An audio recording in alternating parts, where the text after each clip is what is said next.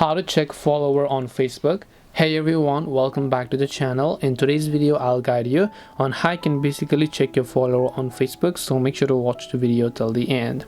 In order to basically check your follower on Facebook, all you have to do is first of all go ahead and then make sure to launch the Facebook application here.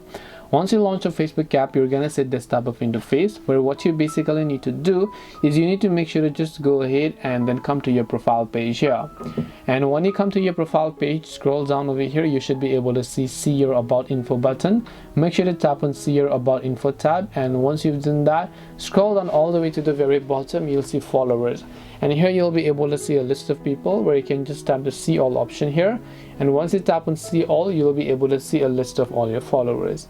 This way you'll be able to check your followers on Facebook. Hope this video was very helpful. If you have got any questions, feel free to leave them down. Thank you for watching till the end, and see you soon in the next video.